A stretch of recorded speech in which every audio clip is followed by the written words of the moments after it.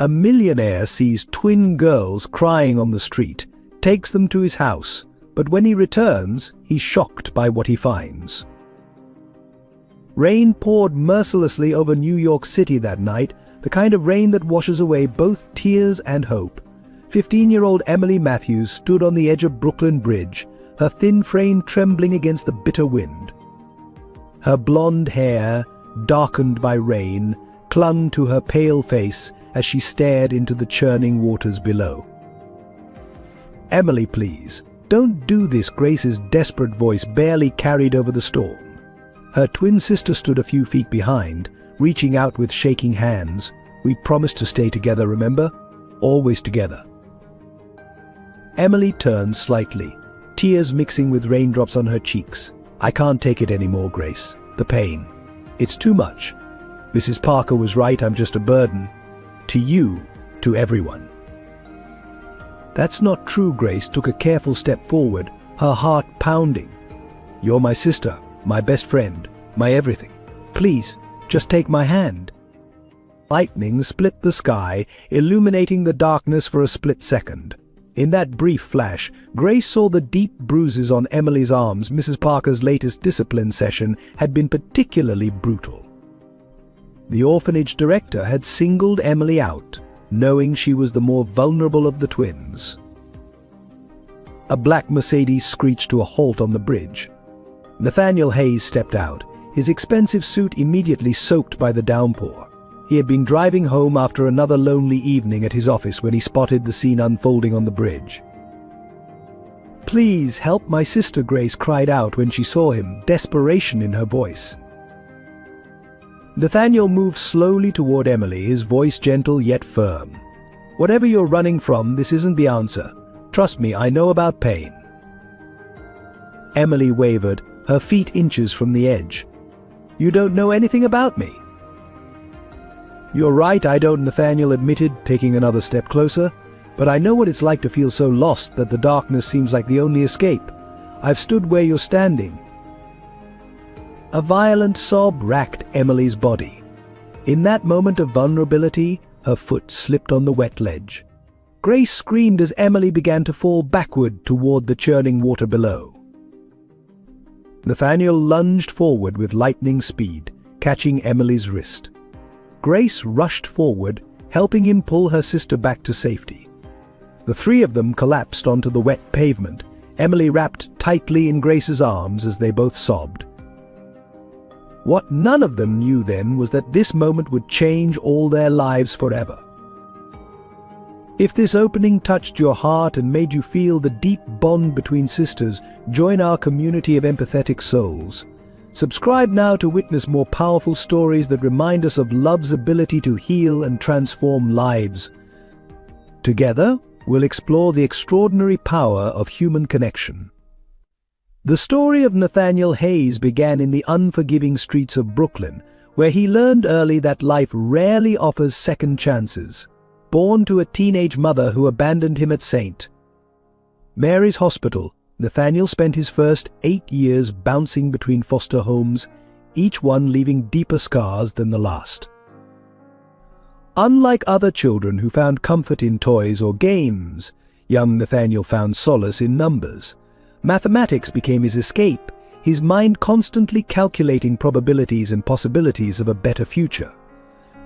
At night, while other foster children cried themselves to sleep, he would solve complex equations by moonlight, dreaming of the day he could rewrite his own story.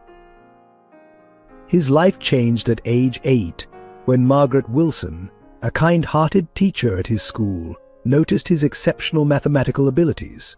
She fought through bureaucratic red tape to adopt him, giving him not just a home but something he'd never had before: belief in himself. Under her nurturing care, Nathaniel flourished academically, graduating high school at 16 and earning a full scholarship to Harvard. College opened doors he never knew existed. While his classmates came from generations of wealth, Nathaniel worked 3 jobs to support himself and Margaret, who had been diagnosed with early-stage multiple sclerosis. His determination caught the attention of William Sterling, a visiting professor and Wall Street legend, who became his mentor and first investor in what would become Hayes Financial Group. By 30, Nathaniel had turned his initial investment into a billion-dollar empire. His innovative trading algorithms and uncanny ability to predict market trends made him a Wall Street wonderkind. But success came with a price. The longer hours he worked, the less time he spent with Margaret, his only family. Love found him unexpectedly in the form of Catherine Chen, a brilliant humanitarian lawyer who challenged his worldview and reminded him of the boy who once dreamed of making a difference. They married in a small ceremony, with Margaret beaming proudly from her wheelchair. For the first time, Nathaniel felt complete. Their son James was born a year later, bringing a joy Nathaniel never thought possible. But fate had other plans. On a rainy night much like the one where our story began, Catherine and James were driving home from visiting Margaret when a drunk driver ran a red light. Neither survived. The tragedy nearly destroyed him. Margaret's death from complications of her illness 6 months later left him entirely alone. The billion-dollar empire meant nothing. The penthouse overlooking Central Park became a gilded prison of memories. Nathaniel retreated into himself, his only human contact being with his assistant and the occasional board meeting. Years passed, and while his wealth grew, his heart remained frozen in time. He established the Catherine Hayes Foundation for orphan children, but couldn't bring himself to visit any of the facilities. The sight of children who had lost their parents reopened wounds that never truly healed. Now, at 45, Nathaniel Hayes was a man everyone knew but no one truly understood. His name appeared regularly in Forbes and Fortune. His company's success was studied in business schools worldwide. But few knew of the orphan boy who still lived within him. The same boy who recognized the pain in Emily's eyes that rainy night on the bridge. The media painted him as a cold, calculating businessman, the algorithm king of Wall Street. But those who looked closely might notice how he always paused near playgrounds during his morning walks, or how his donations to children's charities were always anonymous and substantial. In his quiet moments, alone in his vast penthouse, Nathaniel would often stand by the window, watching the city lights below, wondering if somewhere out there was a chance at healing, at finding family again. He kept Catherine's photo on his desk, James's stuffed bear in a glass case, and Margaret's old teaching awards in his study, reminders of a time when his wealth wasn't measured in dollars but in love. That rainy night on the bridge wasn't just about saving Emily, it was about saving himself, though he didn't know it yet. Sometimes the greatest acts of healing come not from trying to fix our own wounds, but from preventing others from experiencing the same pain. Emily and Grace Matthews were born 6 minutes apart on a cold December morning at St. Vincent's Hospital. Their mother, a waitress named Sarah Matthews, had barely enough strength to name them before complications from the birth took her life. Their father, Robert Matthews, a construction worker with a troubled past, tried his best to raise them alone, but his grief manifested in alcohol and unpredictable moods. The twins learned early to rely on each other. When their father's drinking got worse, Grace would hold Emily tight under their shared blanket, whispering stories about magical places where mothers never died and fathers always came home sober. Emily, though younger, developed a keen sense for their father's moods, warning Grace when his footsteps sounded particularly heavy on the stairs. Their childhood home was a small apartment in Queens, where cockroaches scuttled across peeling wallpaper and the heating worked only when it chose to. Grace excelled at school, her natural intelligence catching teachers' attention, while Emily struggled with dyslexia but possessed an extraordinary talent for art.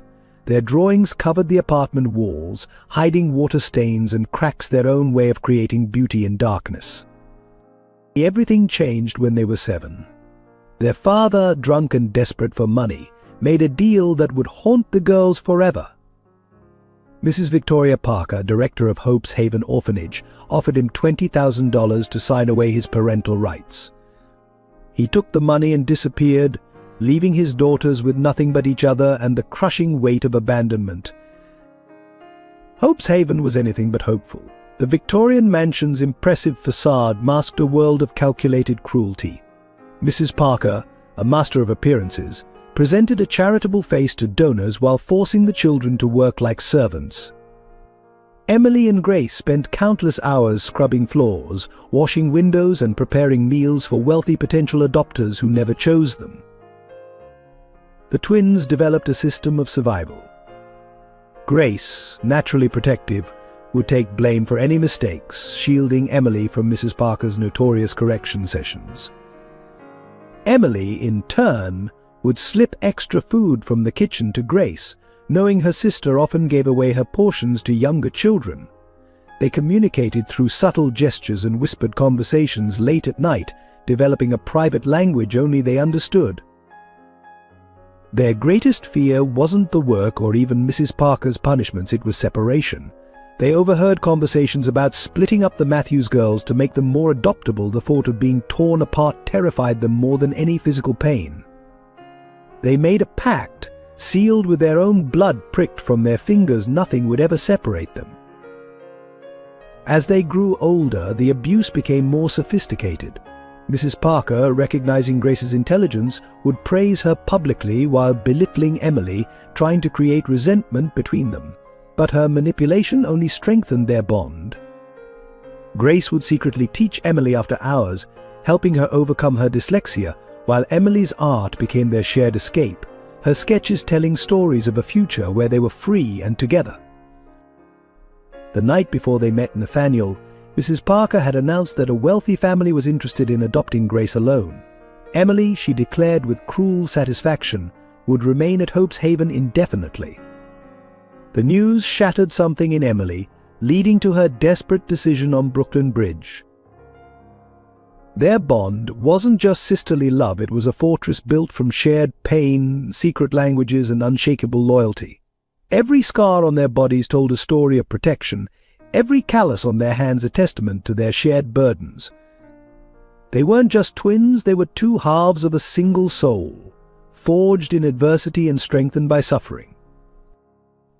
In a world that had shown them only cruelty, they created their own universe of love and protection. Their greatest strength was also their greatest vulnerability. They couldn't exist without each other. It was this profound connection that Nathaniel witnessed on the bridge, a love so deep it could either save or destroy them both. Hope's Haven Orphanage stood like a dark Victorian mansion on the outskirts of New York City, its imposing facade masking a web of corruption that Mrs. Victoria Parker had carefully woven over 2 decades. To the outside world, she was Victoria Parker, PhD in child psychology, philanthropist, and savior of abandoned children. Behind closed doors, she operated one of the most sophisticated child exploitation schemes in the state.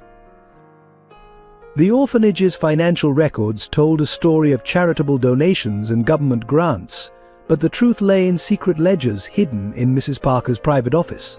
Children weren't just orphans to be cared for, they were commodities to be traded. Wealthy couples seeking to adopt would find their applications mysteriously expedited after making substantial donations to the orphanage's renovation fund. Those who couldn't afford the unspoken price never made it past the initial screening. Mrs. Parker's background was built on carefully constructed lies. Her PhD was purchased from a diploma mill, her references were paid actors, and her charitable reputation was maintained through strategic donations to the right politicians and journalists.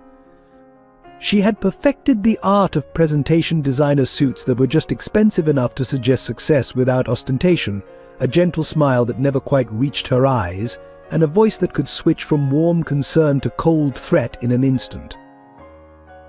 The children at Hope's Haven were divided into categories based on their potential value. The display children were kept well-fed and clean, ready to be presented to potential donors or adopters. The others, like Emily and Grace, were treated as free labor, maintaining the mansion's immaculate appearance while living in cramped, cold dormitories in the basement. What made Mrs. Parker truly dangerous wasn't just her cruelty, it was her intelligence. She understood that visible bruises raised questions, so she specialized in psychological torture. She would praise one child while belittling another, create artificial scarcity to foster competition, and use the threat of separation to maintain control. Her favorite tactic was to cultivate hope, only to crush it systematically. The staff at Hope's Haven were carefully chosen for their willingness to look the other way. Those who showed too much compassion for the children were quickly dismissed with manufactured scandals that made them unemployable elsewhere. The few who threatened to expose the truth found themselves facing fraudulent criminal charges or worse. But Mrs. Parker's perfect system had one flaw: her own past. 20 years ago, she had been Sarah Hayes, a young woman who abandoned her newborn son at a hospital. That son had grown up to become Nathaniel Hayes, though she didn't know his current identity. But her hatred for the children in her care stemmed from her own guilt and self-loathing, twisted over years into a sadistic need for control. The irony of Hope's Haven was in its motto, carved in stone above the entrance where hope finds a home for the children inside. Hope was the most dangerous emotion of all. Mrs. Parker had turned it into a weapon, using it to break spirits and crush resistance. She understood that children who stopped hoping were easier to control. As Emily and Grace's story began to intersect with Nathaniel's, Mrs. Parker's carefully constructed world was about to face its greatest challenge. She had no way of knowing that the man who would eventually destroy her empire was the very child she had abandoned 2 decades ago. The escape from Hope's Haven was born of desperation and planned in whispers. After Mrs. Parker's announcement about separating the twins, Grace and Emily knew they had exactly 48 hours before the wealthy Anderson family would return to claim Grace alone.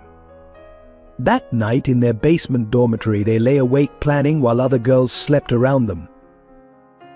"We have to leave tonight," Grace whispered, her fingers intertwined with Emily's under the thin blanket. "Mrs. Parker's dinner with the board is tomorrow."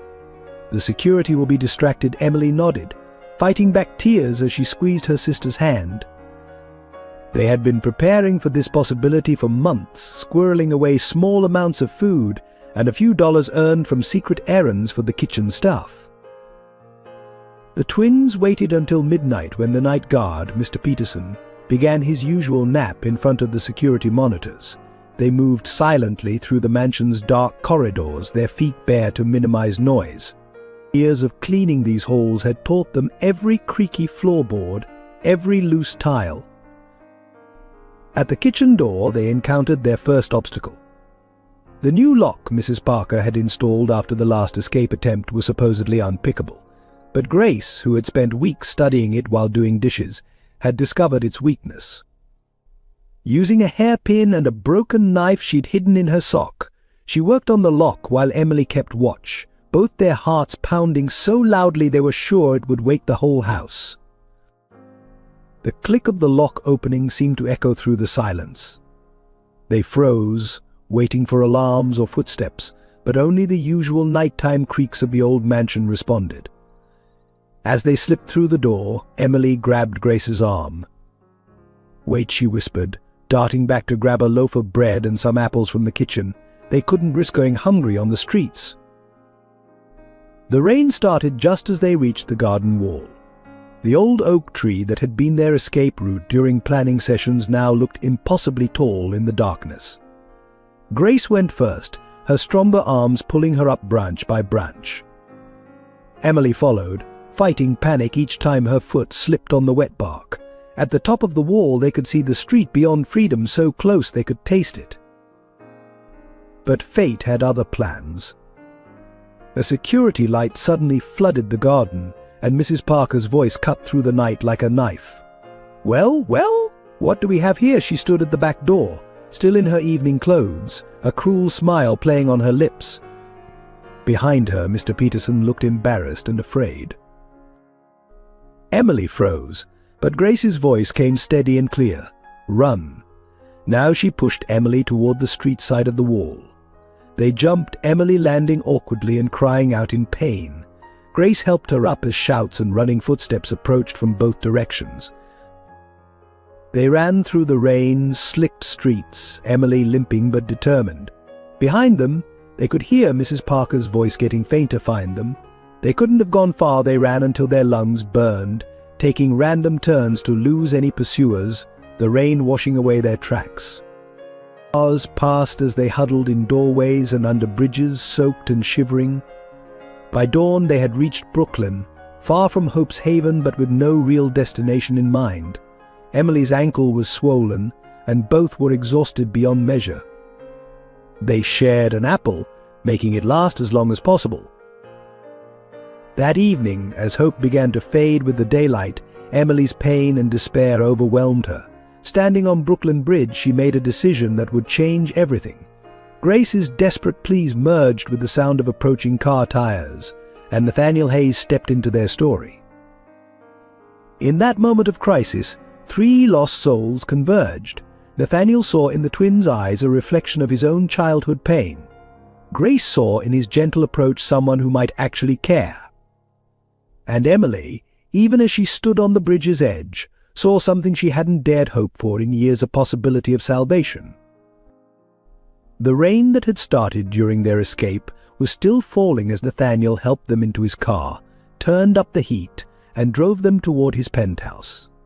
None of them spoke much during that ride, each lost in their own thoughts about how a single night could change so many lives. The drive to Nathaniel's penthouse was filled with a heavy silence, broken only by the gentle hum of the car's heater and Emily's occasional sniffles. Through the rearview mirror, he watched the twins huddled together in the back seat, their wet clothes dripping onto his Mercedes leather interior, a detail that would have bothered him yesterday, but now seemed utterly insignificant. As he pulled into his building's private garage, Nathaniel's mind raced with the implications of what he was doing. Taking in two underage runaways could be seen as kidnapping. His legal team would have a fit. The media would have a field day. Billionaire takes teenage girls home. He could already see the tabloid headlines. Mr. Hayes Grace spoke softly as the elevator ascended to the penthouse. "We don't want to cause you trouble. Maybe you could just drop us at a shelter." Her voice was steady, but her hands trembled as they clutched Emily's. Nathaniel noticed how she positioned herself slightly in front of her sister, always protective. The penthouse doors opened to reveal a space that had been featured in architectural magazines but had never felt like a home. Margaret, his longtime housekeeper and the closest thing to family he had left, was waiting despite the late hour.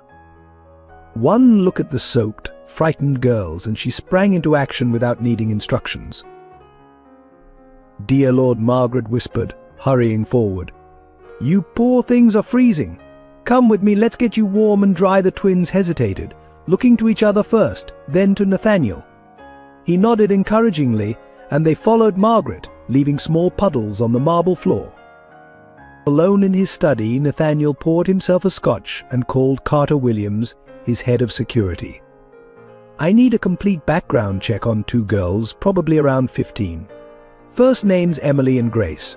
They're from an orphanage called Hope's Haven." He paused, then added, "And I want everything you can find on the facility and its director." While waiting for his team to gather information, Nathaniel stood by the window, watching the city lights below. The responsible thing would be to call the authorities immediately. But something about the terror in Emily's eyes when Grace mentioned a shelter told him there was more to their story than simply running away. Margaret's soft knock interrupted his thoughts. "They're settled in the guest room, sir. I've given them some of your late wife's old clothes. Hope you don't mind. They were hungry, so I made them soup." She hesitated, then added, "Sir, those girls, they have bruises, old ones, new ones, and they flinch when anyone moves too quickly." Nathaniel's grip tightened on his glass. He knew those signs all too well from his own childhood. "Thank you, Margaret. Please stay tonight, if you don't mind. They might feel safer with you here." Around midnight, Carter called back. "Boss, you need to hear this. Hope's Haven has a spotless public record, but I found some buried complaints. Children disappearing from the system, reports of abuse that were mysteriously withdrawn, large cash deposits from anonymous donors, and the director, Victoria Parker. Her credentials don't check out." Something clicked in Nathaniel's mind. The twins' desperation, the bruises, the elaborate escape, it all pointed to systematic abuse.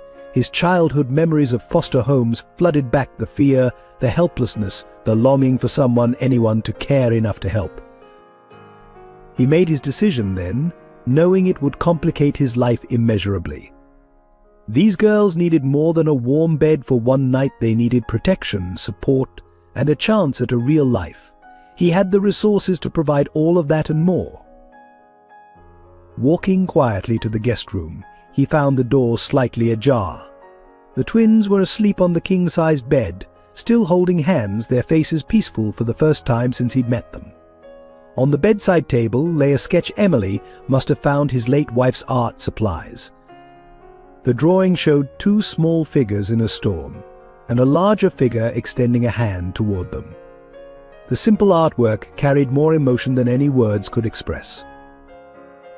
Nathaniel closed the door gently and walked to his office. He spent the rest of the night making calls, pulling strings, and setting things in motion. By dawn, he had the beginnings of a plan. It would be challenging, possibly dangerous, and would certainly attract unwanted attention.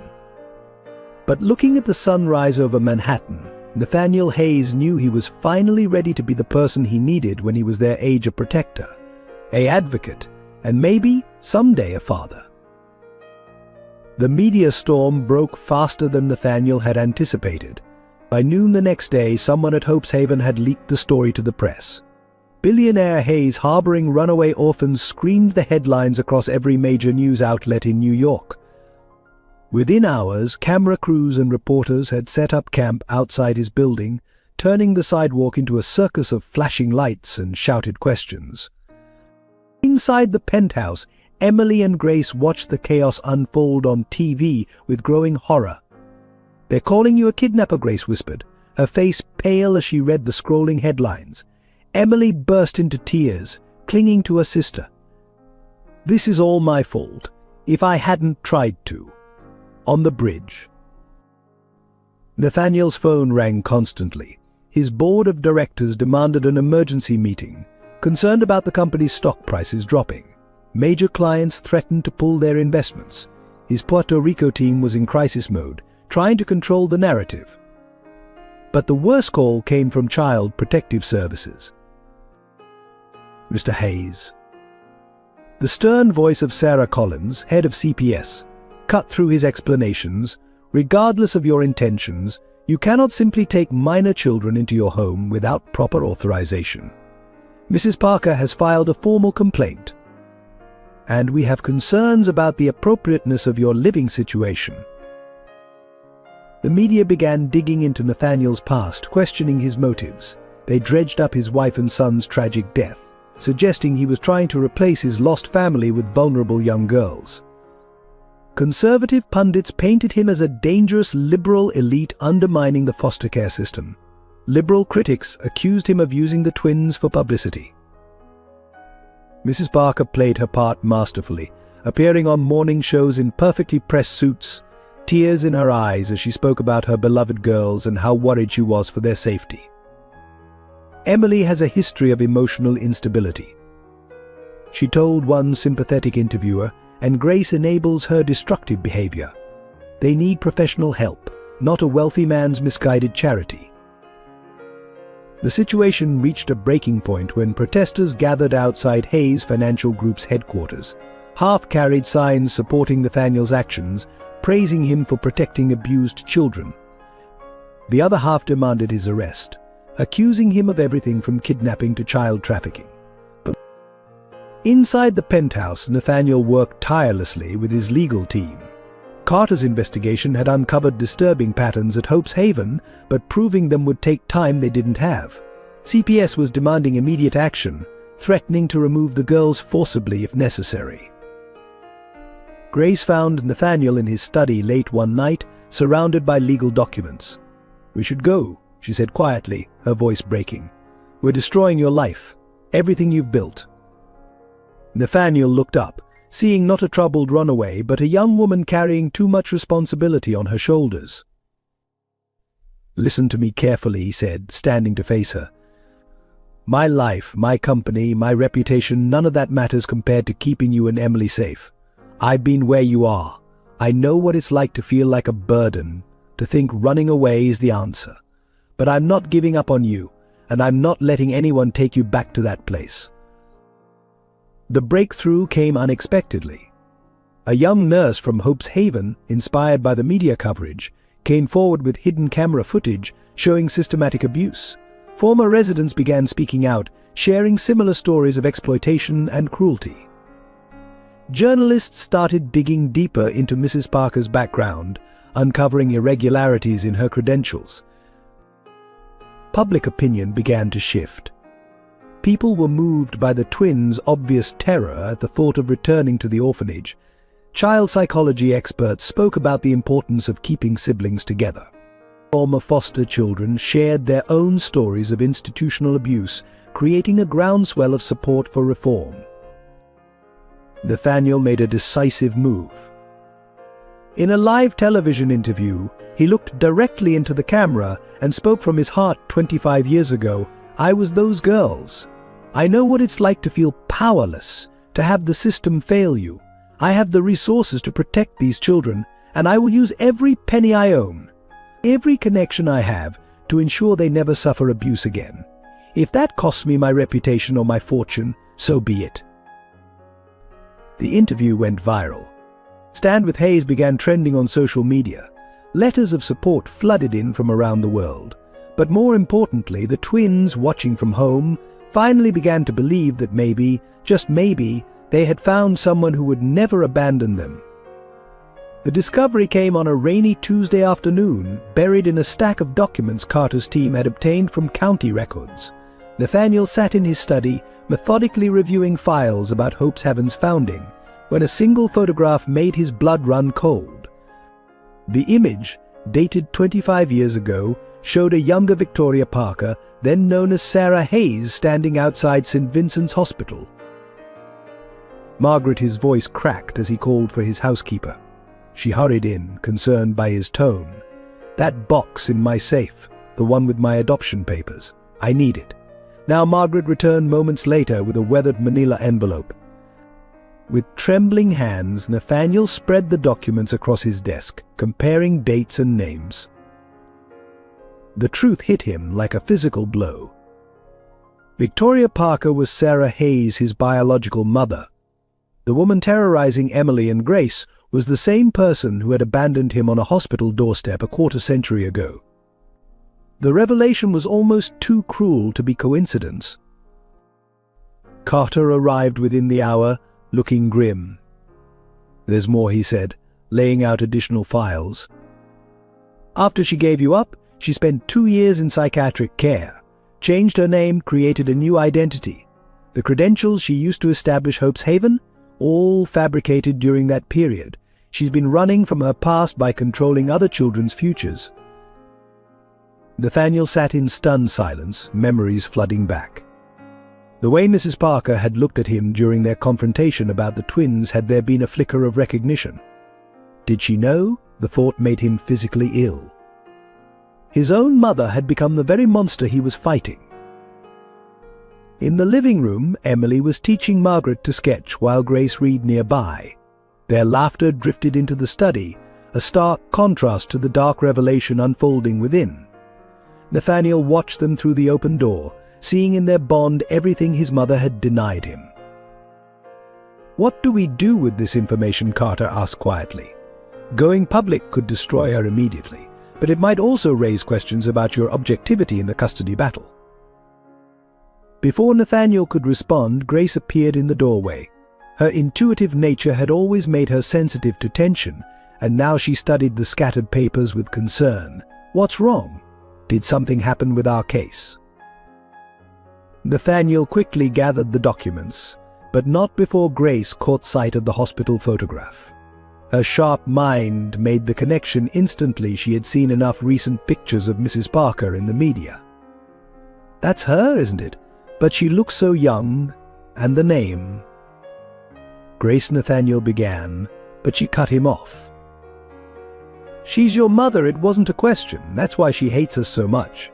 We represent everything she ran away from. Her voice trembled with the weight of understanding. Emily appeared behind her sister, sensing her distress. "What's going on?" she asked, but Grace was already moving, pulling her sister into a protective embrace.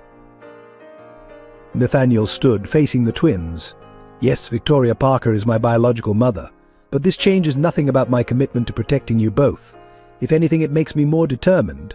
I won't let her hurt anyone else the way she hurt me."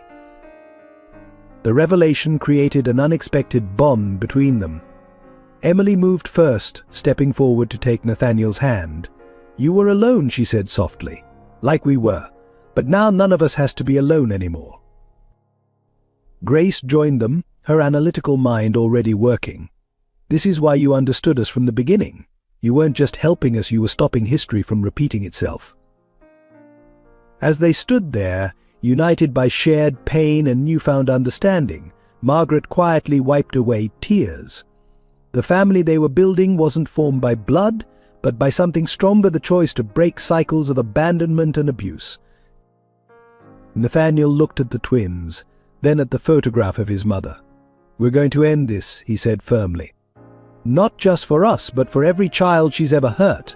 But we're going to do it right, with truth, not vengeance." The rain outside had stopped, and sunlight broke through the clouds, casting long shadows across the study. In that moment, they all understood their battle had changed. It was no longer just about saving two girls from an abusive system, it was about healing wounds that stretched across generations. Sarah Thompson arrived at Hayes Tower precisely at 9 a.m., her government-issued ID badge gleaming against her crisp navy suit. At 42, she was the Department of Child Services' most respected investigator, known for her uncompromising standards and ability to see through deception. She had specifically requested the Hayes case, intrigued by the media circus surrounding it. "Mr. Hayes will see you now," the secretary announced, leading her into a corner office with floor-to-ceiling windows overlooking Manhattan. Nathaniel stood to greet her, projecting confidence despite the dark circles under his eyes suggesting sleepless nights. "I appreciate you meeting with me on such short notice," Sarah began, setting up her recorder. "I understand the sensitivity of this situation, but I need complete honesty. My primary concern is the welfare of Emily and Grace Matthews." What followed was an intense 3-hour interview. Sarah probed every aspect of Nathaniel's life: his childhood, his marriage, his loss, his business dealings. She noticed how he tensed when discussing his own time in the foster system, how his voice softened when speaking about the twins. "Why these girls?" she asked directly. "Thousands of children need help. What made you risk everything for them specifically?" She watched his reaction carefully, trained to spot rehearsed answers. Nathaniel's response surprised her with its rawness. "Because when Emily stood on that bridge, I saw myself. When Grace tried to save her sister, I wished I'd had someone fight for me that way. It wasn't a choice, it was a responsibility to the child I once was." Sarah's next stop was the penthouse, where she found Emily and Grace with Margaret. The housekeeper excused herself, leaving Sarah alone with the twins. Unlike most children she interviewed, they sat close together, but didn't attempt to charm or persuade her. "Tell me about the night you left Hope's Haven," she prompted. What followed was a detailed account that matched none of the official reports she'd received. Grace described systematic abuse masked as discipline. Emily showed her sketchbook filled with dark images of their life at the orphanage. "Mrs. Parker said we were ungrateful," Emily whispered, her hand seeking her sister's. "She said no one would ever want damaged children like us. But Mr. Hayes, he looks at us like we matter." Sarah's instincts, honed by years of experience, told her these girls were telling the truth. But something else nagged at her, a feeling she couldn't quite place. The way Grace's eyes crinkled when she smiled, how Emily's hands moved when she spoke, it reminded her of someone. Back in her office that evening, Sarah pulled up Nathaniel's file again. His birth certificate listed his mother as Sarah Hayes, her own name, before marriage. The date matched. The hospital matched. 25 years ago, young and terrified, she had given up a baby boy for adoption. The realization hit her like a thunderbolt. Nathaniel Hayes was her son. The successful billionaire fighting to protect two vulnerable girls was the child she had never stopped thinking about, and Victoria Parker, she had taken Sarah's original name, perhaps as some twisted form of punishment. Sarah sat in her darkened office until midnight, wrestling with her discovery. Professional ethics demanded she recuse herself from the case immediately, but maternal instinct, long suppressed, urged her to stay, to protect not only the twins but the son she had given up. The next morning she made two decisions. First, she filed a preliminary report strongly supporting Nathaniel's custody petition, citing extensive evidence of abuse at Hope's Haven. Second, she wrote a letter to Nathaniel, revealing their connection. Whether to send it would be tomorrow's battle. As she left her office, Sarah passed a wall of children's drawings, artwork from cases she'd handled over the years. Among them was a sketch Emily had given her during their interview, three figures standing together, while a fourth watched from a distance. The watching figure wore a navy suit. Sarah touched the drawing gently. In trying to save two girls from abandonment, she had found her way back to the child she had abandoned. The irony wasn't lost on her. Now she faced an impossible choice: maintain professional distance or acknowledge the truth that could either heal or destroy everything. The media frenzy reached fever pitch when anonymous sources leaked details about Sarah Thompson's preliminary report supporting Nathaniel's custody petition. Cable news channels ran split-screen coverage, one side showing protesters outside Hope's Haven, the other featuring legal experts debating the implications of a billionaire's intervention in child welfare. The question isn't whether these girls were abused, argued celebrity attorney Michael Blake on CNN. The question is whether a single man with no parenting experience, running a multi-billion-dollar corporation, can provide appropriate care for two traumatized teenagers. His opponent, child rights advocate Jessica Martinez, fired back, and an abusive orphanage can. At least Hayes is offering them safety and stability. Social media exploded with competing hashtags. Justice for Twins trended alongside Save Our Orphanages. Video clips of Mrs. Parker's tearful interviews circulated, countered by archived footage of Hope's Haven's questionable practices. Everyone had an opinion, but few knew the full story. The New York Times ran a front-page feature titled "The Price of Protection." When wealth meets child welfare, the article painted a complex picture, acknowledging both the potential benefits and risks of Nathaniel's intervention. Online comment sections became battlegrounds between those who saw him as a hero and others who suspected ulterior motives. Inside Hayes Tower, Nathaniel's PR team worked around the clock. They carefully selected media opportunities, arranged controlled interviews, and managed public perception. But it was an unscripted moment that changed the narrative. During a live morning show interview, Emily and Grace made a surprise appearance. "Mr. Hayes didn't save us," Grace said, her voice steady despite the cameras. "He gave us a choice. For the first time in our lives, someone asked what we wanted instead of telling us what we deserved." Emily added softly, "He showed us that family isn't about who owns you, but who loves you." Conservative radio host William Crawford launched a scathing attack. This is social engineering at its worst. A wealthy liberal using his money to bypass proper channels, undermining the very foundations of our childcare system. His words sparked outrage among his listeners, who began calling for government intervention. Mrs. Parker seized the opportunity, scheduling press conferences where former Hope's Haven success stories praised her leadership. But her campaign backfired when several of these success stories were revealed to be paid actors. The discovery led to deeper scrutiny of Hope's Haven's records. Religious organizations joined the debate. Some praised Nathaniel's Christian charity, while others questioned the morality of an unmarried man taking in young girls. LGBTQ groups rallied behind the twins, recognizing their fight to stay together as a fundamental rights issue. The pressure began affecting Hayes Financial Group. Several conservative investors withdrew their funds, causing a temporary stock price dip. Nathaniel's board suggested he distance himself from the controversy, but he refused. "Our company's values aren't just words on a website," he told them. "If standing up for these girls costs us money, so be it." A turning point came when a group of former foster children organized a peaceful demonstration outside the family court. They carried signs reading, "I wish someone had fought for Maine and children over system." Their personal stories of institutional abuse began shifting public opinion.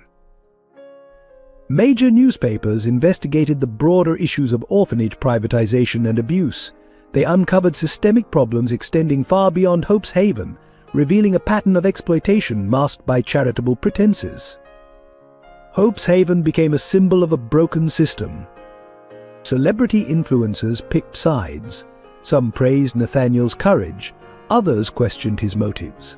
But it was a viral video of Grace helping Emily with her dyslexia homework, captured by Margaret and leaked online, that humanized the story. The intimate moment of sisterly love transcended the political debate. Sarah Thompson watched the media circus with growing concern. Her investigation had uncovered truth, but the public spectacle threatened to overshadow what mattered most: the welfare of two vulnerable children. She knew her next move could either calm the storm or create an even bigger controversy. As public interest intensified, Emily and Grace retreated further into the safety of Nathaniel's penthouse. They painted together, studied with tutors, and tried to ignore the chaos their story had created. But the weight of being at the center of a national debate took its toll, especially on Emily's fragile emotional state. While the media storm raged outside, life inside the Hayes penthouse settled into an unexpected rhythm. Nathaniel, who had spent years living by rigid schedules and business meetings, found himself adapting to the unpredictable flow of teenage life. Each morning brought new challenges and small victories that no boardroom could prepare him for. Margaret became the family's emotional anchor, her decades of service to Nathaniel evolving into something deeper as she helped guide the girls through their transition. She taught Emily how to bake chocolate chip cookies, a simple act that brought tears to the girl's eyes. It was the first time anyone had patiently shown her how to create something just for joy. Grace's academic brilliance emerged once she had access to proper resources. Nathaniel hired the best tutors, but often found himself helping her with advanced mathematics late into the night. These sessions frequently evolved into deep conversations about life, pain, and healing. One night, while solving complex equations, Grace finally opened up about their parents. "Dad wasn't always bad," she whispered. Pencil paused mid-calculation.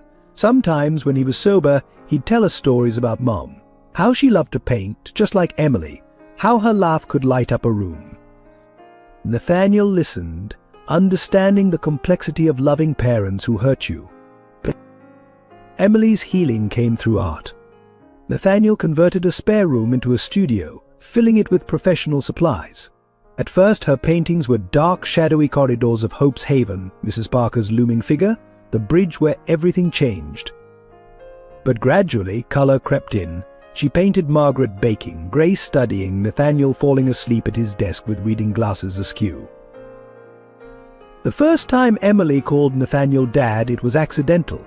He had just brought her hot chocolate after a nightmare, something he'd started doing when he realized she struggled to sleep.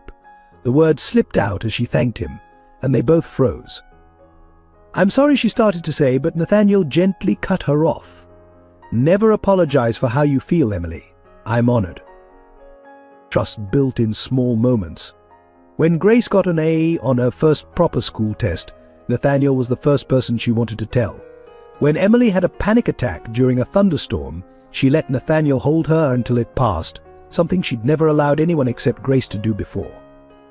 Family dinner became sacred time. Nathaniel rearranged his entire schedule to be home by 6, something that shocked his business associates. They ate in the kitchen instead of the formal dining room, sharing stories about their days. Margaret joined them, her place at the table unquestioned. Sometimes they laughed so hard they cried, other times they sat in comfortable silence, simply being together. The first major test of their growing bonds came when Emily caught the flu. Her fever spiked dangerously high one night, and Nathaniel rushed her to the emergency room. Grace was terrified the last time they'd been separated was at Hope's Haven. But Nathaniel arranged for her to stay in Emily's room, breaking several hospital rules in the process. He spent 3 nights sleeping in an uncomfortable chair, holding Emily's hand through the worst of it. Weekends became adventures. Nathaniel, realizing the girls had never experienced normal teenage activities, started planning outings. They went to museums, Broadway shows, and Central Park. Grace discovered a passion for ice skating. Emily fell in love with the Met's art collection. These excursions often drew paparazzi, but Nathaniel noticed the girls growing more confident, less afraid of the world. The breakthrough with Grace came during a thunderstorm. Nathaniel found her in his study at 3 a.m., going through old photo albums. "I want to understand," she said, showing him a picture of his late wife and son. "How do you love again after losing everything?" It was the first time anyone had asked him that directly. They talked until sunrise, sharing grief and hope in equal measure. Emily's transformation was more subtle but equally profound. She started leaving her artwork on Nathaniel's desk, small sketches of happy moments she wanted to remember. A family game night where Grace laughed so hard milk came out her nose. Margaret teaching them all to make homemade pasta. Nathaniel falling asleep reading to them on the couch. The most significant moment came during a charity gala Nathaniel had to attend. The girls insisted on coming to support him, despite their fear of crowds. When a reporter asked them about their unusual family situation, Emily spoke up. "Family isn't what you're born into," she said, gripping Nathaniel's hand. "It's who stays when everyone else leaves." As spring turned to summer, the penthouse transformed. Teenage giggles echoed through once silent halls. Grace's textbooks and Emily's art supplies scattered across every surface.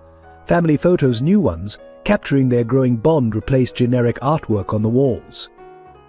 The space that had been merely a house for so long finally became a home.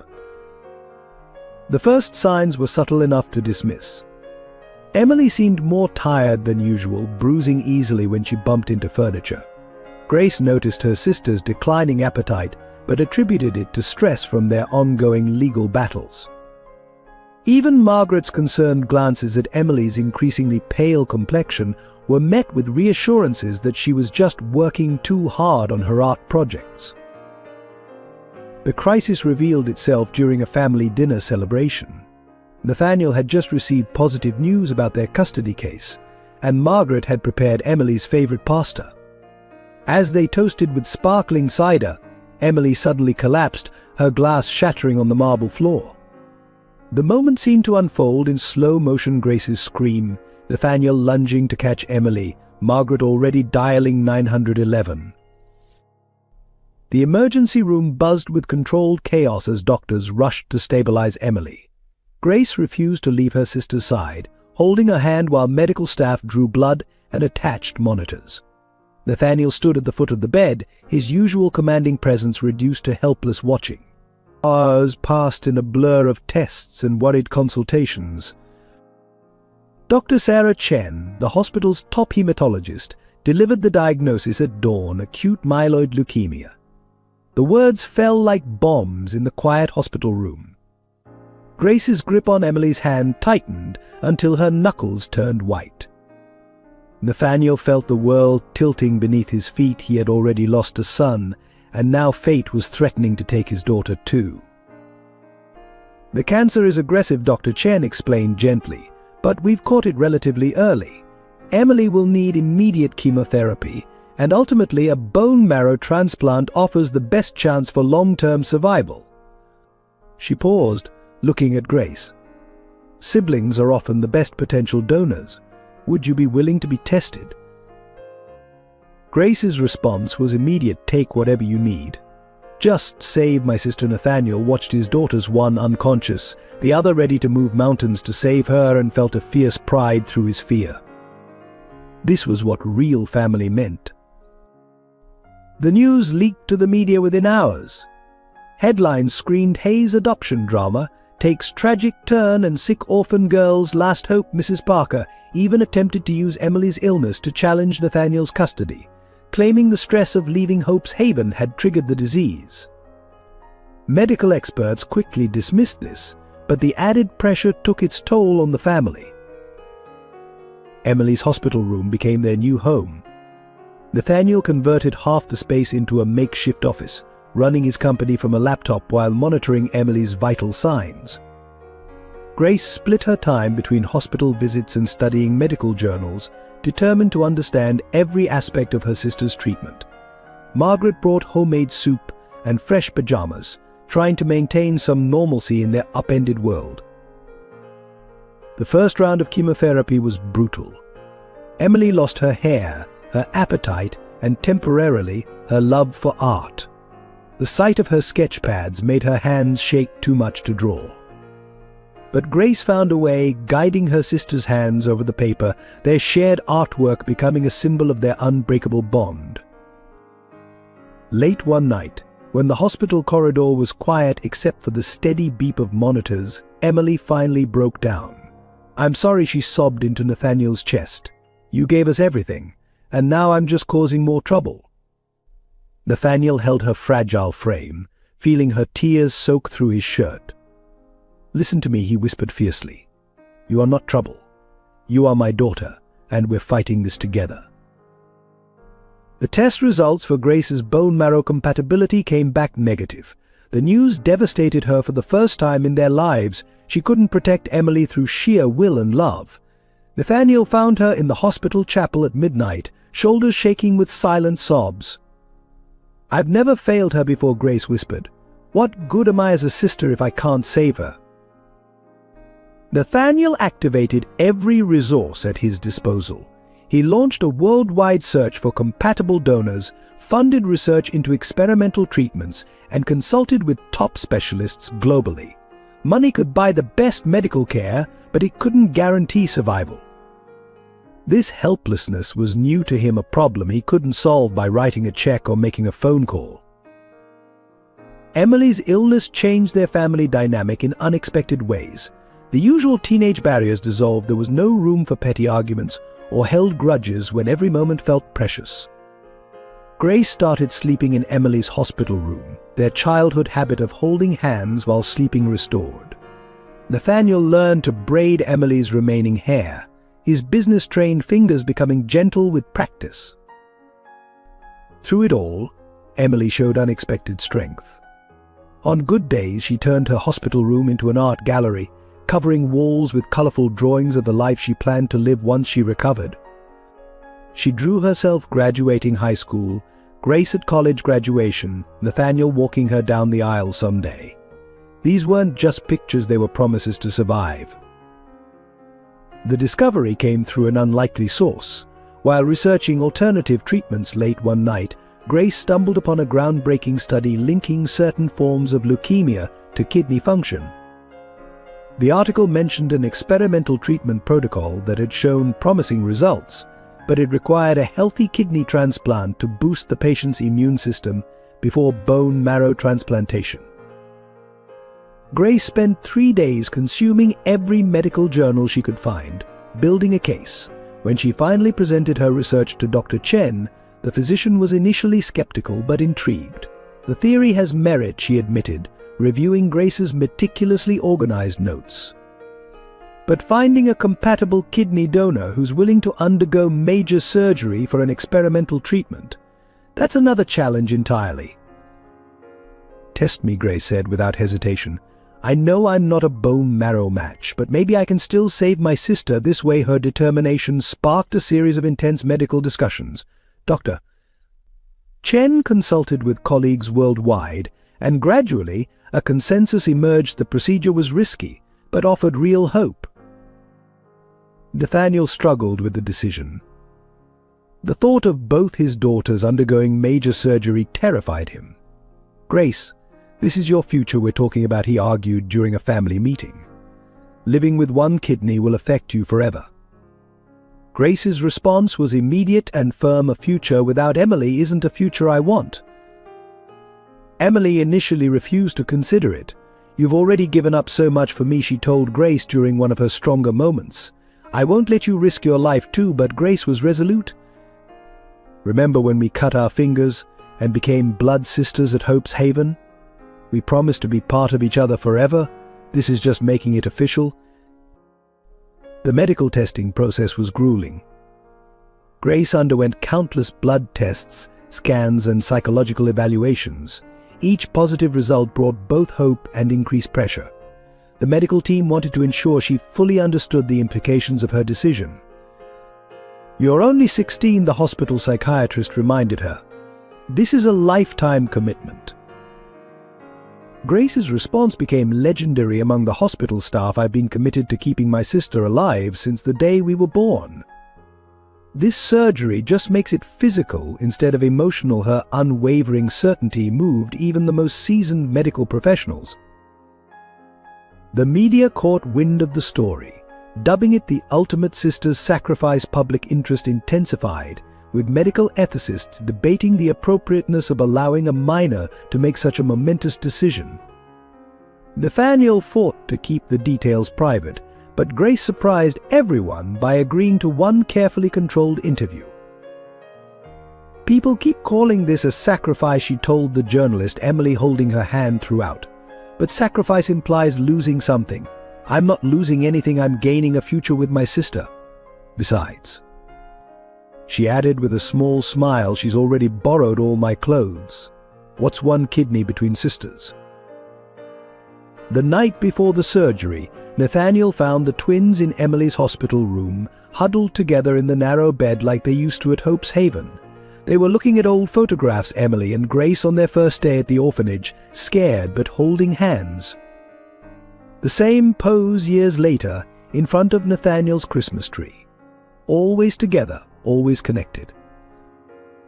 Dad, Grace called softly, using the term that had become natural over the months. "Will you stay with us tonight?" Nathaniel pulled up a chair, and they spent hours sharing memories and dreams. Emily sketched them all, her hands steady for the first time in weeks, creating a portrait of their unconventional but unshakable family. The morning of the surgery arrived with a pale winter sun. As the medical team prepared both girls, Nathaniel felt an overwhelming sense of déjà vu. The same hospital where he had lost his first family was now fighting to save his second. Margaret arrived early, bringing Grace's favorite comfort food for after the surgery and fresh art supplies for Emily's recovery. Just before they were wheeled into separate operating rooms, Grace reached for Emily's hand one last time. "See you on the other side, sis." "Don't forget we've got graduation to plan for," Emily squeezed back, tears rolling down her cheeks. "I love you, Grace. Thank you for never giving up on me." But Nathaniel kissed each daughter's forehead, then watched as they were taken in different directions. In the waiting room, he held Margaret's hand, both of them silent in their prayers and hopes. Hours ticked by, marked only by the steady rhythm of hospital life continuing around them. While Grace and Emily were in surgery, Carter rushed into the hospital waiting room, his face ashen. "Mr. Hayes, we have a problem. Mrs. Parker, she's been planning this all along." He handed Nathaniel a thick folder of documents, surveillance photos, and transcripts that painted a chilling picture of calculated revenge. The evidence was devastating. Mrs. Parker had recognized Nathaniel from the moment he first visited Hope's Haven. As his biological mother, she had tracked his success from afar for years, her bitterness growing with each news headline about his achievements. The twins became her unwitting pawns in a twisted game of retribution. She deliberately separated Emily and Grace from other children, subjected them to specific abuse patterns, Carter explained, pointing to documented incidents. "She was recreating your childhood trauma, Mr. Hayes, making them suffer as a way to punish you for succeeding without her." The surveillance photos showed Mrs. Parker meeting with dubious medical professionals months before Emily's diagnosis. Laboratory reports suggested Emily's food had been systematically contaminated with chemicals that could trigger leukemia. The revelation hit Nathaniel like a physical blow. His mother hadn't just abandoned him, she'd actively tried to destroy his new family. Margaret, who had been listening silently, suddenly remembered something. "The tea," she whispered. Mrs. Parker sent a package of specialty tea to the house after the girls moved in. Emily was the only one who drank it. Her hands trembled as she realized she had unknowingly served poison to her beloved charge. The evidence trail led to offshore accounts where Mrs. Parker had been stockpiling money from Hope's Heaven's donations. She had paid off health inspectors, bribed local officials, and maintained a network of collaborators. But her biggest investment had been in creating a medical crisis that would destroy both the twins and Nathaniel. As Nathaniel read through the documents, his horror turned to cold fury. Security camera footage from Hope's Haven showed Mrs. Parker in her office, meticulously planning each step. She had recorded video diaries, her hatred evident in every word. "He thinks he can replace me? Create a perfect family? I'll show him what it means to lose everything." Carter had already contacted the FBI, who were moving to arrest Mrs. Parker and her accomplices, but she had disappeared hours before, leaving behind a laptop with one final video message addressed to Nathaniel. The footage showed her sitting in her office, wearing the same cruel smile he remembered from his childhood. "My dear son." Her recorded voice dripped with sarcasm. "Did you really think I wouldn't recognize my own flesh and blood? You were supposed to fail without me, to prove that abandoning you was the right choice. Instead, you became everything I couldn't be. Those girls?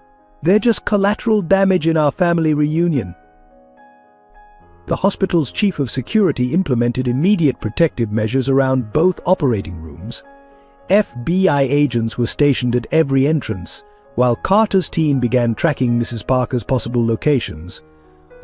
But Nathaniel could barely focus on the manhunt. His daughters were fighting for their lives because of his mother's insane vendetta. Sarah Thompson arrived amid the chaos, her face showing the strain of her own shocking discovery. "I should have seen it," she said, sitting heavily beside Nathaniel. "The way she fixated on your case, how she pushed to handle the investigation personally. She wasn't trying to protect the girl, she was gathering information for her endgame." The media exploded with the revelations. Orphanage Director S. Revenge Plot Targets Billionaire Son dominated headlines. Former Hope's Haven residents came forward with new accusations, describing how Mrs. Parker had used them in her obsessive surveillance of Nathaniel's life. In the sterile hospital corridor, Nathaniel stood at the window overlooking the city, his reflection haunted by the weight of responsibility. He had brought this danger into the twins' lives, yet they had never blamed him. Grace's willingness to sacrifice her kidney wasn't just about saving Emily, it was a declaration of trust in the family they had built together. Margaret touched his arm gently. "This isn't your fault," she said firmly. "You saved those girls from her. Now we'll protect them together." Her simple faith in him, unchanged since she'd first taken him in as a boy, gave him strength. Nathaniel squared his shoulders, ready to face whatever came next. Behind them, the operating room lights still glowed, holding the fate of two sisters whose only crime had been needing love. Their survival would be his ultimate victory over Mrs. Parker's hatred. As FBI agents coordinated their search and reporters gathered outside, Nathaniel made a silent vow his mother's revenge plot would be her last act of cruelty. His daughters would live, heal, and thrive not despite their shared trauma, but because they had found the strength to overcome it together. The legal storm that followed Mrs. Parker's exposure transformed from a simple custody battle into one of New York's most complex criminal cases. The district attorney's office filed multiple charges: attempted murder, child endangerment, fraud, and conspiracy. Each day brought new revelations as investigators unraveled decades of systematic abuse disguised as charitable work. Public opinion shifted dramatically overnight. The same media outlets that had questioned Nathaniel's motives now portrayed him as a hero who had unknowingly fought against his own mother to protect vulnerable children. Justice for Hayes' family trended globally, with survivors of institutional abuse sharing their own stories of survival and redemption. In the courthouse, Nathaniel's legal team worked tirelessly to secure permanent custody of the twins while simultaneously assisting prosecutors. Carter's evidence proved crucial, revealing a network of corruption that extended far beyond Hope's Haven. Several state officials were implicated in covering up Mrs. Parker's activities in exchange for bribes and favors. The adoption proceedings, originally scheduled for routine review, became a symbol of the system's failure and potential redemption. Judge Maria Rodriguez, known for her tough stance on child welfare cases, took personal interest in the case. "This courtroom has seen many battles over children's futures," she declared during one hearing, "but rarely have we witnessed such clear evidence of both humanity's darkness and its capacity for love." Support came from unexpected quarters. Other orphanages across the country began internal investigations, leading to reforms in child care protocols. Celebrity advocates sponsored legislation dubbed the Hayes Act, aimed at increasing oversight of private child care facilities. Even conservative critics who had opposed Nathaniel's initial intervention now backed his fight for custody. Sarah Thompson's testimony proved particularly powerful. Standing before the grand jury, she detailed both Mrs. Parker's crimes and her own connection to the case.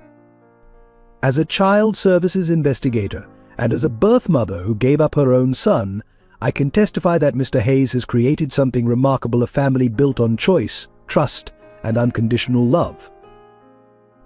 The legal proceedings coincided with Emily and Grace's recovery period. Hospital staff had to limit the flood of well-wishers and gifts that arrived daily. Children's art groups sent hundreds of handmade cards, while medical professionals worldwide offered their services pro bono. The girls' hospital room became a testament to human kindness, walls covered with messages of support from strangers touched by their story. Mrs. Parker remained at large, but her influence crumbled. Former employees came forward, describing how she had manipulated them through a combination of threats and false promises. Her academic credentials were exposed as forgeries, and her financial records revealed millions in embezzled charitable donations. The most damaging testimony came from a former Hope's Haven nurse who had witnessed Mrs. Parker's obsession with Nathaniel firsthand. She kept a room filled with news clippings about him, the nurse revealed. She would rage about his success. Claiming he owed everything to her sacrifice, the twins became her weapons. She chose them specifically because they reminded her of her lost chance at motherhood. Nathaniel maintained his composure through the legal battles, but private moments told a different story. Margaret often found him in his study late at night, reviewing security measures or reading medical updates.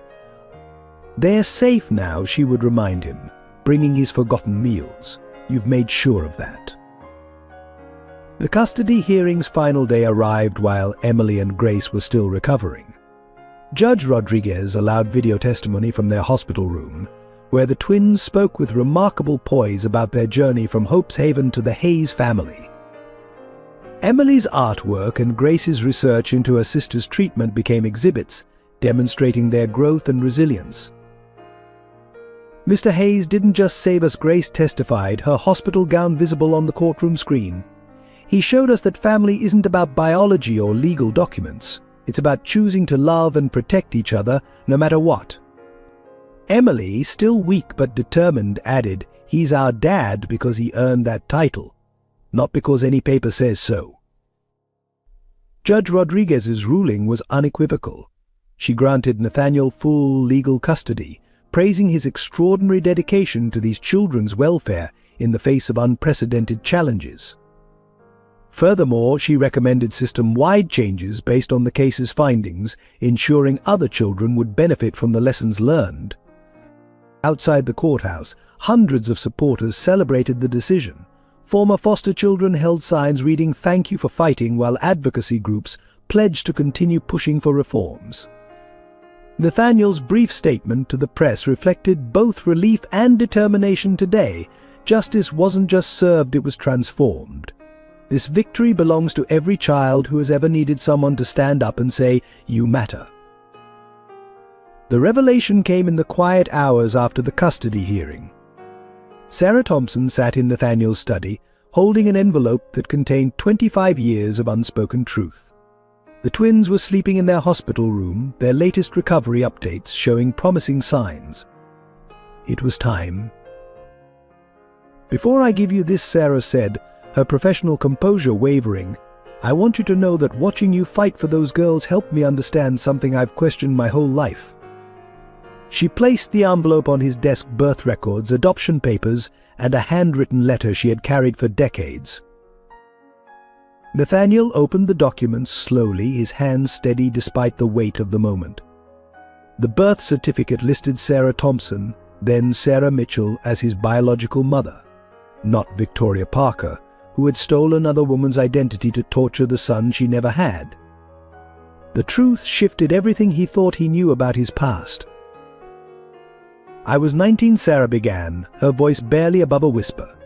A freshman in college with dreams of helping children. When I found out I was pregnant, my parents gave me two choices: marriage to a man I didn't love or adoption. I chose to give you your best chance."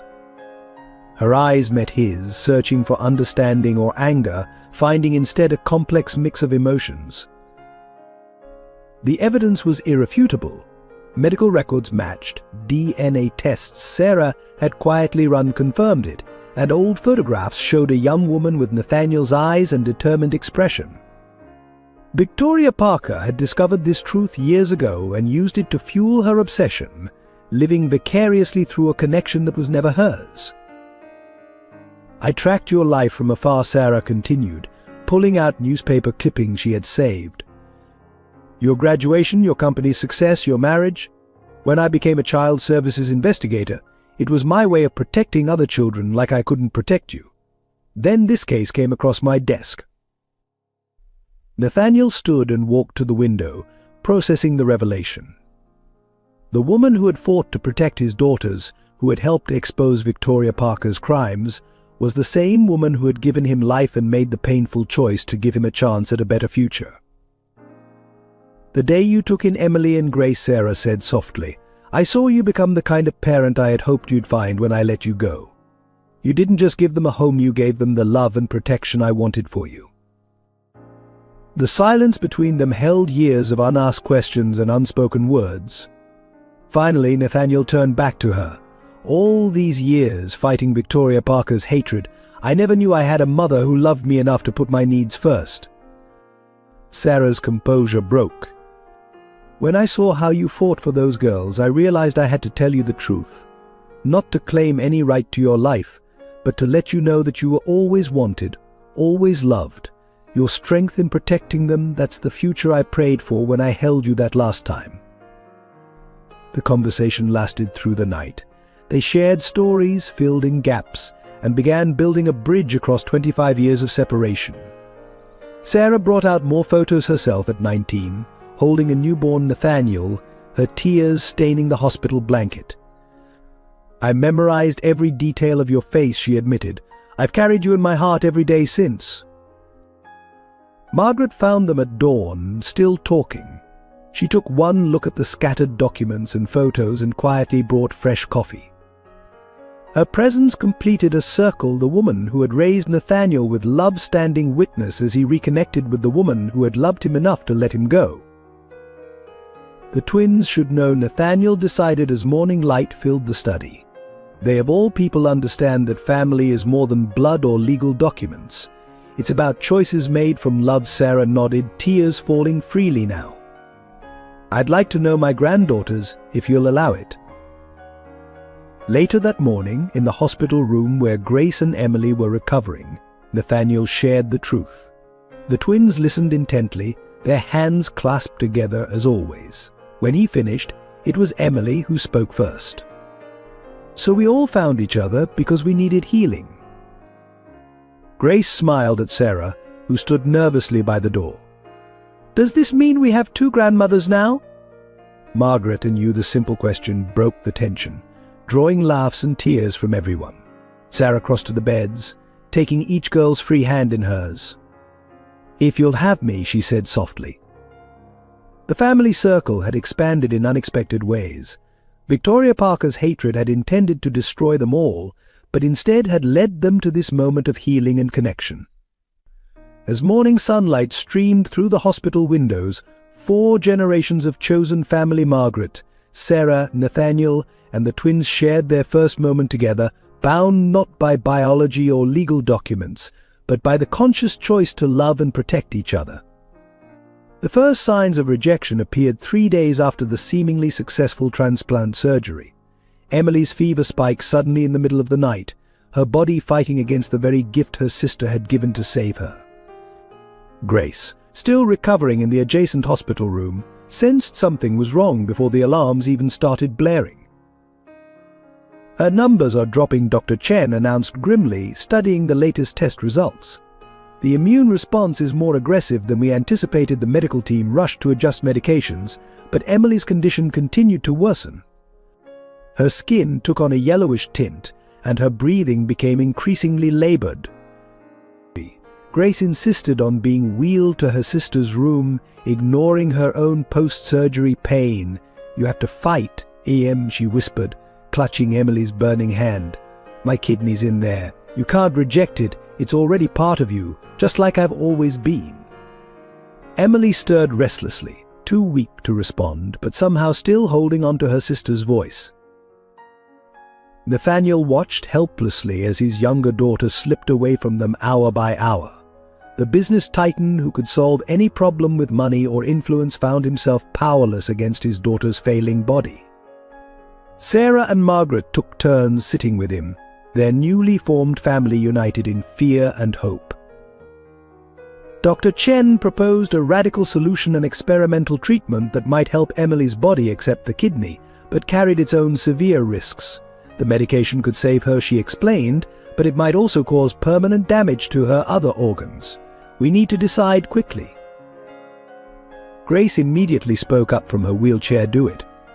Emily would take any chance to live. She proved that on the bridge the memory of that rainy night hung heavy in the room. Nathaniel nodded his agreement, signing the consent forms with a hand that refused to tremble. The next 48 hours became a blur of medical procedures and anxious waiting. Emily's room filled with beeping machines and worried whispers. Her art supplies lay untouched on the bedside table, the sketches of her planned future collecting dust. Grace refused to return to her own room, camping out in a recliner despite the nurses' protests. Sarah used her medical contacts to consult specialists worldwide, while Margaret maintained a constant prayer vigil. Nathaniel paced the corridors, remembering another hospital, another vigil, another time he faced losing his family. But this time was different. This time he wasn't alone. Emily's condition reached its critical point during a stormy night that echoed the one when they first met. Her breathing became so labored that doctors considered intubation. Grace, exhausted but determined, lay in the bed next to her sister, telling stories about their shared future college plans, travel dreams, the family celebrations they would have. "Remember when we promised to see Paris together?" Grace whispered, her voice hoarse from hours of talking. "You have to wake up so you can paint the Eiffel Tower. Dad promised to take us, remember? And now we have Grandma Sarah and Margaret to come too. Our family keeps growing. Em, you have to stay and grow with it." The hospital chapel became Nathaniel's refuge during the darkest hours. It was there that Sarah found him one morning, staring at the stained glass windows as dawn broke. "I can't lose another child," he said quietly. "I can't watch Grace lose her sister. How do you survive something like that?" Sarah took his hand, their shared pain building another bridge between them. "We survived by believing in the love that brought us all together." Emily didn't jump that night on the bridge because she found something to live for. She has to remember that now. As Emily fought for her life, the public held its breath. Social media filled with messages of support, and Pray formally trended worldwide. Artists sent paintings to decorate her room, and children's hospitals across the country sent cards and gifts. The girl who once thought no one would care if she jumped had become a symbol of hope and resilience. Grace's breaking point came exactly 1 week after Emily's condition deteriorated. She had been maintaining a brave face, spending every moment by her sister's bedside, but the strain of watching Emily fight for her life while carrying the weight of a failed transplant finally proved too much. The breakdown began when Dr. Chen arrived for her morning rounds. As the doctor examined Emily's latest test results, Grace noticed her sister's favorite sketch pad had slipped to the floor. When she bent to retrieve it, a wave of dizziness hit her own body still recovering from surgery, and she collapsed. "I killed her," Grace sobbed as Nathaniel helped her back into the wheelchair. "My kidney wasn't good enough. I failed her. I always promised to protect her, and now I'm the reason she's dying." Her words dissolved into hysterical crying, years of pent-up responsibility and fear pouring out in a flood of emotion. Nathaniel pulled her into his arms, feeling her entire body shake with grief. "Listen to me, Grace. You didn't fail anyone. You gave Emily the greatest gift possible, a chance to live. Her body's reaction isn't your fault."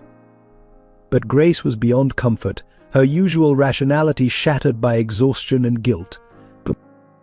Sarah found them in the hospital chapel later that night, Grace curled up in a ball on one of the wooden pews.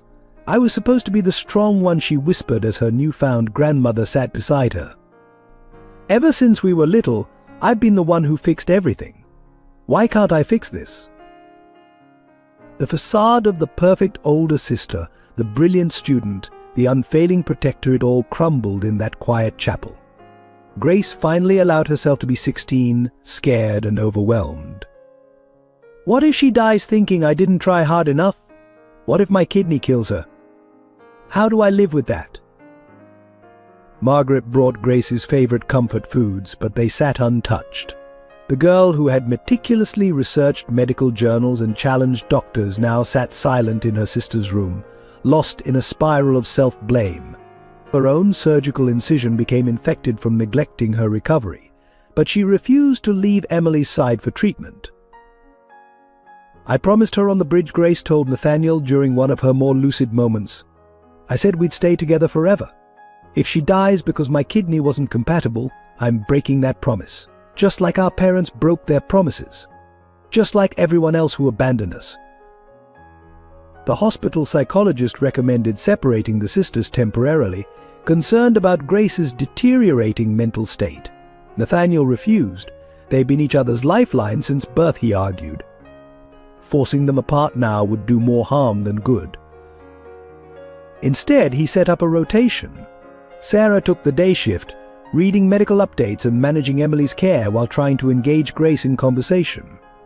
Margaret handled evenings, gently coaxing Grace to eat and take her medications. Nathaniel took the night watch, holding his daughter as she alternated between tears and desperate prayers. The turning point came unexpectedly. During one of Emily's brief periods of consciousness, she managed to squeeze Grace's hand and whisper, "Not your fault, G. Still love you." The simple words, barely audible above the medical equipment's beeping, broke through Grace's wall of guilt. Grace finally allowed herself to be admitted to the adjacent room for treatment of her infection. As nurses tended to her wounds, she spoke to Sarah about the weight she'd carried since childhood. "I thought if I was perfect enough, smart enough, strong enough, I could protect Emily from everything. But I can't control everything, can I?" Sarah stroked her granddaughter's hair, seeing in Grace's dedication to Emily echoes of her own choices regarding Nathaniel. "Sometimes the strongest thing we can do is admit we're not in control," she said softly. "Your love for Emily isn't measured by your ability to save her. It's measured by your willingness to try." That night, for the first time since Emily's decline, Grace slept in her own hospital bed.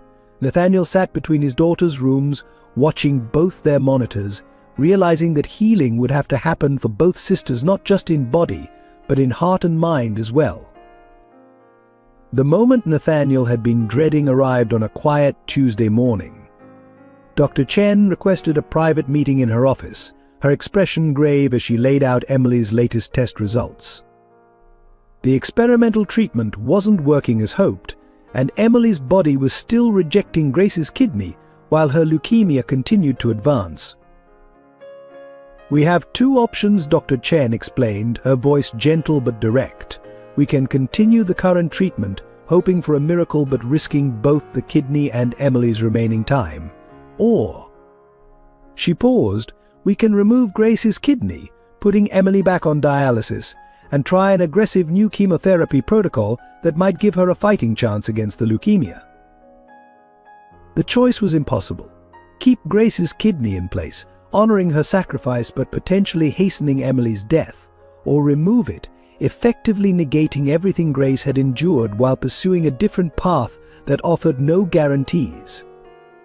Either way, he risked losing one daughter while devastating the other. Sarah found him in the hospital garden hours later, sitting alone on a bench where he used to bring the girls for fresh air. "I can't make this decision," he confessed as she sat beside him. "How do I choose between my daughter's hearts? If I remove the kidney, Grace will never forgive herself. If I leave it, and Emily dies faster." The weight of fatherhood had never felt heavier. This wasn't like running a corporation where every problem had a solution if you just worked hard enough. This was life and death, hope and despair, love and loss all tangled together with no clear path forward. Margaret brought him coffee and memories. "Remember when Emily first called you Dad?" she said softly. "You told her never to apologize for how she feels. Maybe it's time to take your own advice. Trust your heart, not just your head." The hospital's ethics committee met to discuss the case, offering their professional opinions, but ultimately leaving the decision in Nathaniel's hands. As Emily's legal guardian, he alone had to make the choice. The pressure mounted as her condition continued to decline. Grace, still recovering from her own infection, sensed something was wrong. "Dad," she confronted him late one night, "what aren't you telling me?" Looking into her eyes, so much like Emily's, Nathaniel couldn't lie. As he explained the situation, he watched his daughter's face crumple, then reshape itself with determined strength. "We have to take it out," Grace said, her voice shaking but certain. "My kidney was supposed to save her, not kill her faster. Emily needs a chance to fight the cancer first. We can try another transplant later when she's stronger." Her selflessness in that moment nearly broke him. But Emily, during a brief period of lucidity, had different ideas. "Keep it," she whispered when told of the options. "Grace is literally part of me now. If I'm going to fight, I want to fight with her strength inside me." The sisters' opposing wishes added another layer to Nathaniel's impossible choice. Sarah approached him with yet another perspective. "Sometimes being a parent means making decisions our children don't agree with," she said, her own experience of giving up baby Nathaniel heavy in her words. "We choose what gives them their best chance, even if it breaks our hearts." The deadline for decision loomed as Emily's vital signs became increasingly unstable. Nathaniel spent a night reviewing every medical document, consulting with specialists worldwide, and praying for clarity. In the end, it wasn't the medical data that helped him decide, it was watching his daughters sleep, their hands still clasped despite tubes and monitors. He made his choice at dawn, carrying the weight of knowledge that whatever he decided would change his family forever. As he signed the consent forms, his hand was steady, but his heart thundered with the responsibility of choosing a path that would affect both his daughters' lives irrevocably. Nathaniel's decision was to keep Grace's kidney in Emily, honoring both sisters' deepest wishes, Grace's sacrifice and Emily's determination. He announced his choice in Emily's hospital room, with both girls, Sarah and Margaret, present. The tension in the air was palpable as Dr. Chen arrived to hear his decision. "We fight together," Nathaniel declared, his voice steady despite the emotion threatening to overwhelm him. "Emily, you'll keep Grace's kidney. But we're adding a new experimental immunosuppressant therapy from Switzerland." He turned to Dr. Chen. "I've arranged for Dr. Weber from Zurich to fly in. He's had success with similar cases." The next 48 hours became a whirlwind of activity. Dr. Weber arrived with his team, bringing new hope and advanced treatment protocols. The Swiss doctor, a pioneer in transplant immunology, had developed a groundbreaking approach that might help Emily's body accept Grace's kidney while still fighting the leukemia. Grace's relief was visible, her entire body relaxing for the first time in weeks. "Thank you, Dad," she whispered, hugging him fiercely. "I couldn't bear the thought of taking my kidney back. It belongs with Emily now." The wisdom in her young voice reminded him again of how much his daughters had endured. Emily's response to the new treatment was gradual but promising. Her fever began to stabilize, and her body showed signs of accepting the kidney. Dr. Weber's approach, combining Eastern and Western medicine with cutting-edge immunotherapy, seemed to be finding the delicate balance they desperately needed. Sarah threw herself into coordinating Emily's care, her years of child services experience proving invaluable in navigating the complex medical system. She worked tirelessly with Dr. Weber's team, ensuring every detail was perfect. "I couldn't save you from pain," she told Nathaniel quietly, "but I can help save your daughter." Margaret maintained her steady presence, becoming the family's emotional anchor. She kept track of medication schedules, made sure everyone ate, and provided the practical support that kept their world turning. Her unwavering faith gave them strength when medical science reached its limits. The turning point came during an art therapy session suggested by Dr. Weber. Emily, stronger but still fragile, picked up her sketchbook for the first time in weeks. She drew a single kidney, but instead of medical accuracy, she created it as a heart shape with two sides representing her and Grace. "It's us," she explained softly. "Two halves of one whole." Grace, watching her sister draw, finally allowed herself to cry, not from guilt this time, but from relief and hope. The sisters held each other, their bond stronger than any medical challenge. Nathaniel captured the moment in a photo that would later become Emily's first painting during her recovery. Dr. Weber's updates became increasingly positive. "The kidney is functioning better than expected," he reported. "Emily's immune system is learning to work with it rather than against it. It's as if her body has finally recognized that this is not just any kidney, it's her sister's gift of life." The media caught wind of the Swiss doctor's involvement, and new headlines emerged. "Revolutionary treatment offers hope to Hayes' sisters," but Nathaniel had learned to ignore the press, focusing solely on his daughter's recovery. The public's opinion mattered far less than Emily's latest test results or Grace's renewed smile.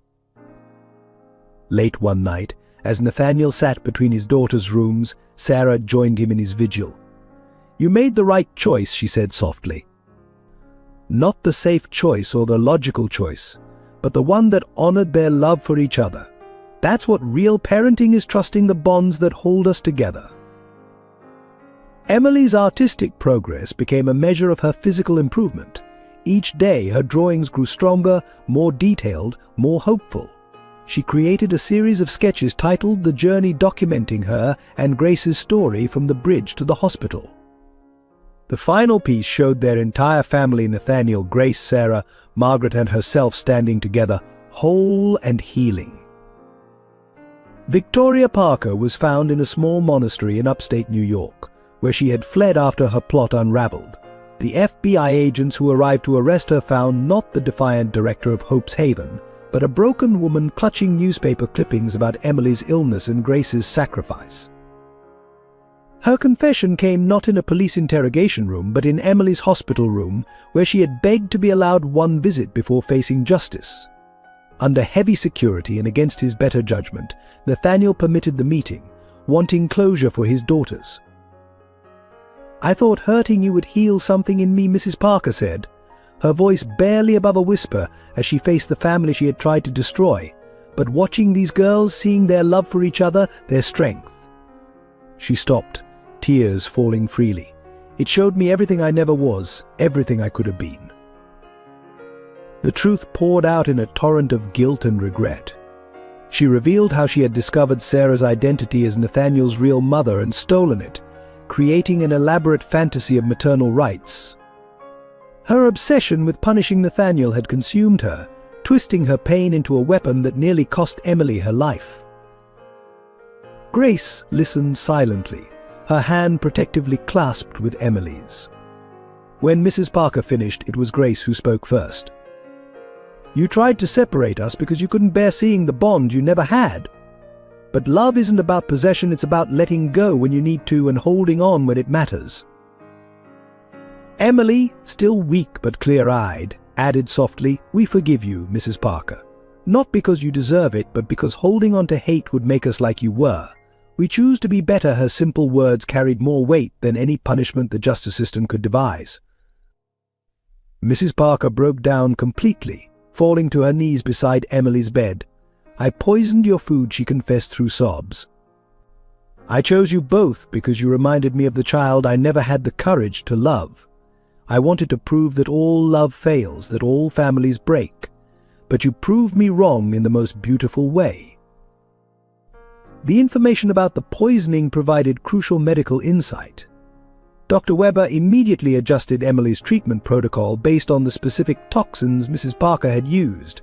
Her confession might have come too late to prevent the damage, but it offered new hope for Emily's recovery. Nathaniel watched the scene unfold, feeling an unexpected pity for the woman who had caused so much pain. "The difference between you and Sarah," he said quietly, "is that she gave me up to give me a better life. You tried to destroy lives to feed your own pain." Mrs. Parker nodded, accepting the truth of his words. Before being led away by federal agents, she handed Emily a key. "In my office at Hope's Haven, there's a safe behind the painting of the lighthouse. Inside, you'll find evidence of every child I've wronged, every family I've torn apart. Use it to help them heal." The safe's contents led to a massive investigation, resulting in dozens of reunited families and reformed adoption policies. Mrs. Parker's detailed records, kept as trophies of her manipulation, became tools for healing and justice. In the end, Mrs. Parker pleaded guilty to all charges, accepting a lengthy prison sentence, but her greatest punishment was witnessing the triumph of the family bonds she had tried to break. Emily's recovery accelerated with the new treatment insights, while Grace blossomed with the weight of guilt lifted from her shoulders. Before being transferred to federal prison, Mrs. Parker wrote one final letter to the Hayes family, in trying to prove that love always fails. She wrote, "I instead proved that real love can survive anything. Your family isn't beautiful despite the pain I caused. It's beautiful because you transformed that pain into something stronger than hate." The letter was read aloud in Emily's hospital room, where the family had gathered to celebrate her latest positive test results. As Sarah folded the letter away, she looked at Nathaniel, then at the twins. "Sometimes," she said softly, "our greatest mistakes lead to unexpected blessings. Mrs. Parker's hatred brought us all together, and her confession might help save Emily's life."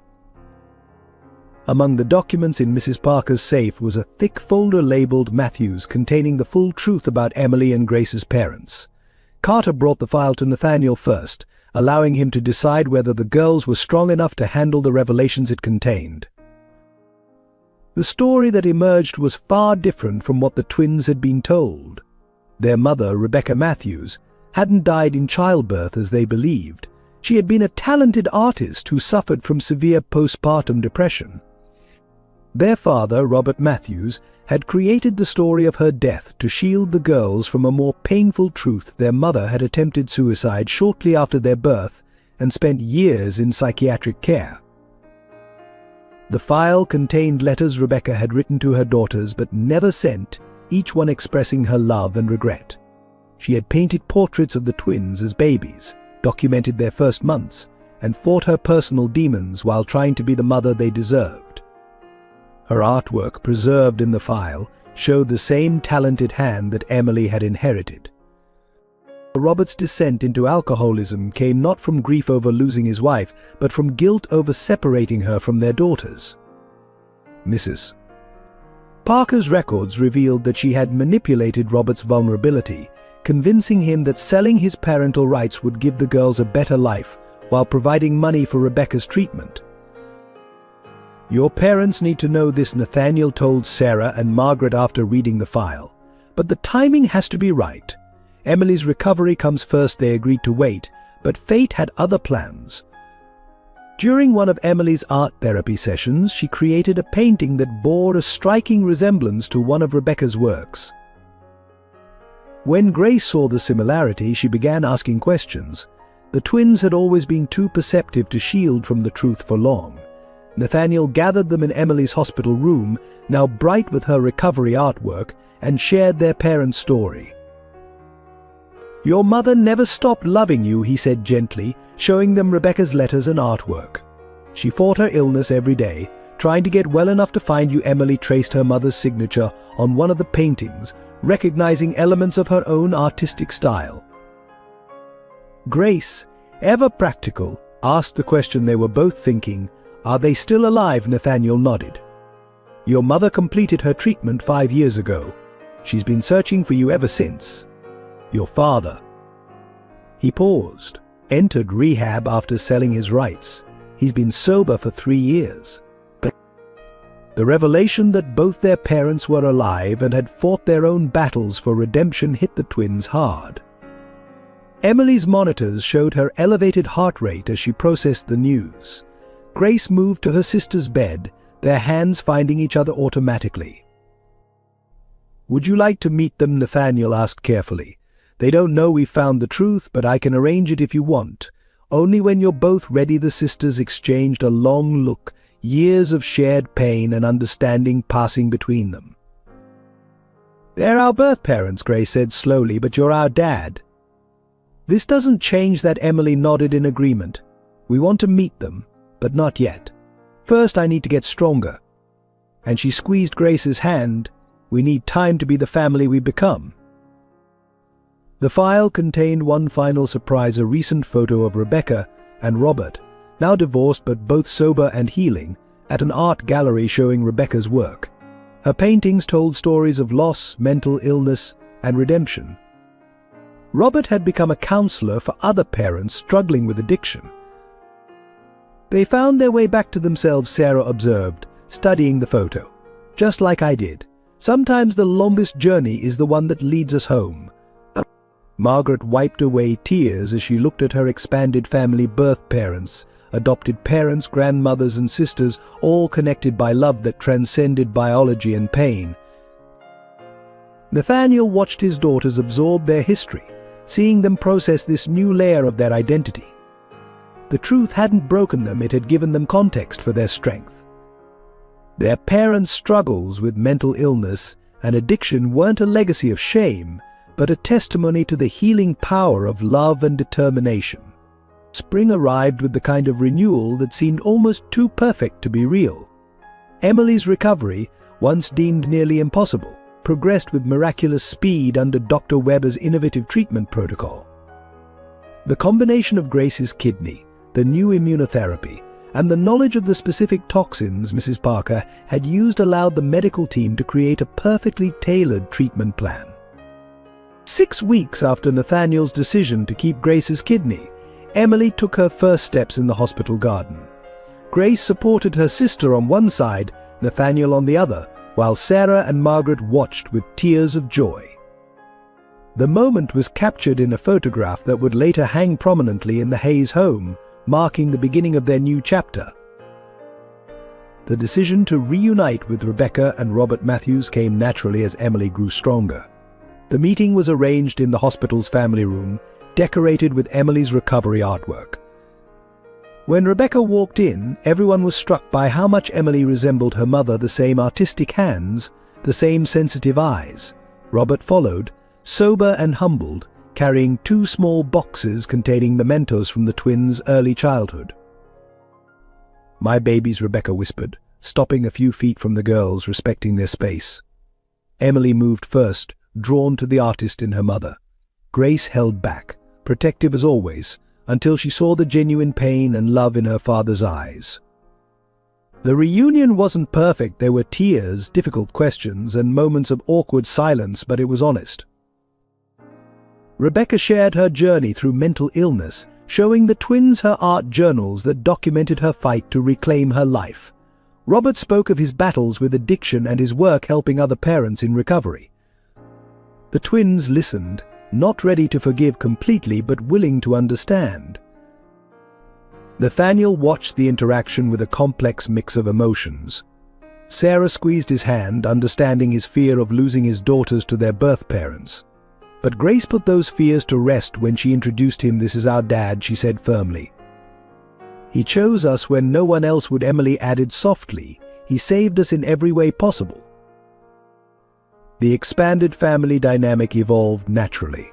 Rebecca began visiting regularly, sharing art techniques with Emily and helping her develop her talent. Robert attended Grace's academic competitions, proud of her achievements while respecting the boundaries she set. Sarah and Margaret welcomed them into the support system they built, understanding that love multiplies rather than divides. Emily's art took on new dimensions as she processed her expanded family story. She created a series called Roots and Wings, depicting the complex web of love, loss, and redemption that had brought them all together. The pieces showed remarkable maturity, blending her inherited talent with her lived experience. The hospital staff organized a small celebration when Emily was finally cleared for discharge. Dr. Weber, preparing to return to Switzerland, marveled at her recovery. "In all my years of medicine," he said, "I've never seen healing quite like this. It's as if your body finally understood that it was surrounded by love." Grace, fully recovered from her surgery, threw herself into planning Emily's homecoming. The penthouse was transformed with art supplies in every room, creating spaces for Emily to continue her therapeutic creativity. Rebecca contributed an easel that had helped her own recovery, while Robert installed special lighting to make painting easier during Emily's rest periods.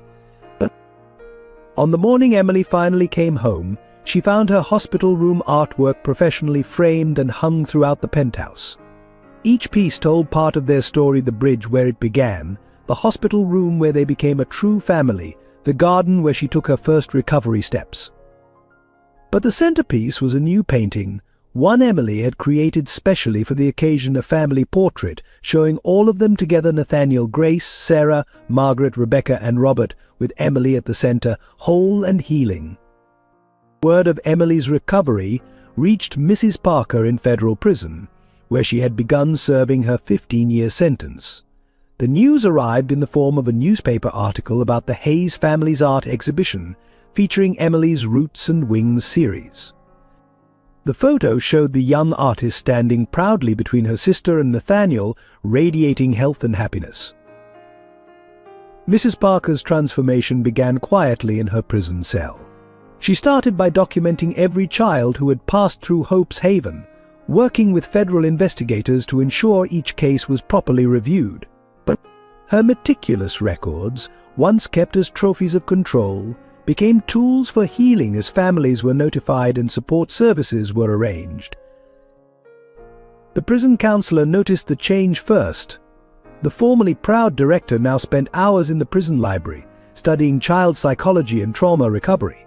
She volunteered to teach art classes to inmates' children during visiting hours, showing a gentleness no one had previously witnessed. During these sessions, she would often speak of Emily and Grace, using their story to illustrate the power of love over hatred. 6 months into her sentence, Mrs. Parker received an unexpected letter.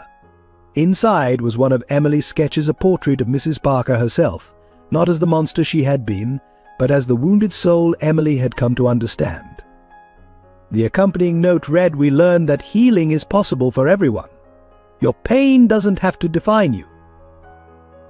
Moved by this gesture, Mrs. Parker began writing a book documenting the systematic abuse in private orphanages, exposing the corrupt practices she had once championed.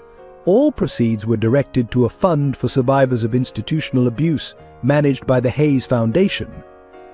She refused to profit from her story, insisting that her only goal was prevention and healing. Grace's influence appeared in an unlikely way when Mrs. Parker established a tutoring program for juvenile offenders in the prison. "A brilliant young girl once showed me that knowledge without compassion is meaningless," she told the prison board. The program's success rate in reducing recidivism attracted national attention to the power of education in rehabilitation. On the first anniversary of Emily's recovery, Mrs. Parker received another visitor, Sarah Thompson. The two women who had both claimed to be Nathaniel's mother sat across from each other in the prison visiting room. "I came because they asked me to," Sarah explained, placing a photo album on the table. "They want you to see what real family looks like." The album contained images of the past year Emily's art shows, Grace's academic awards, family dinners that included both birth and chosen family members. Each photo showed the healing and joy Mrs. Parker's hatred had failed to destroy. The last page held a surprisingly personal note: "Thank you for showing us what love isn't, so we could recognize what it is." Mrs. Parker's redemption wasn't marked by grand gestures but by small, consistent actions. She wrote personal apologies to every child she had harmed at Hope's Haven. She developed rehabilitation programs for other inmates struggling with obsession and control issues. Her own healing became a testament to the transformative power she had once tried to destroy. When Emily's first major gallery showing opened in Manhattan, Mrs. Parker watched the live-streamed event from the prison library. The centerpiece was a triptych titled Forgiveness, depicting 3 stages of healing: pain, understanding, and release. In her artist's statement, Emily acknowledged Mrs. Parker's influence. "Sometimes our greatest teachers show us what to overcome."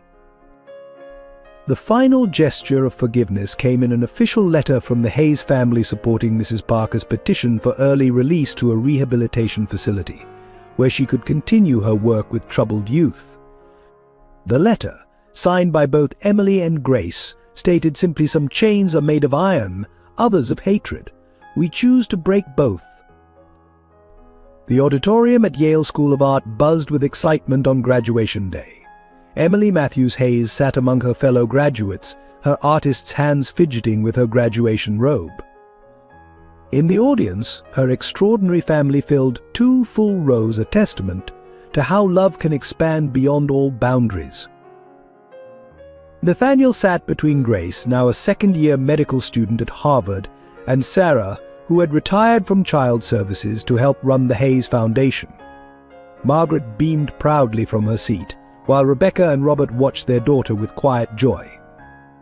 Even Mrs. Parker, recently released and working at a youth rehabilitation center, had been invited to attend, sitting quietly at the end of the row.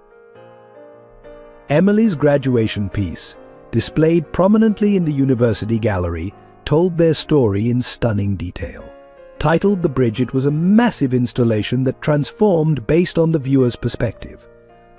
From one angle, it showed the desperate night of attempted suicide; from another, the moment of rescue; and from the center, the family they had become.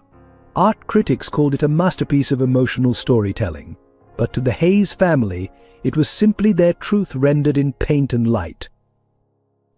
Grace's graduation speech, as valedictorian of her class, had moved many to tears. "5 years ago, I gave my sister a kidney," she began. "She gave me back the ability to trust in miracles." Now, watching Emily receive her diploma, Grace felt the familiar warmth, where her donated kidney used to be a phantom reminder of their unbreakable bond. After the ceremony, the family gathered in the gallery where Emily's work was displayed. Nathaniel watched his daughter's embrace, remembering the terrified girls from the bridge. Grace wore her white medical student's coat over her dress, already eager to return to her research on organ transplant rejection. Emily's artist's smock was splattered with paint, evidence of last-minute touches to her installation.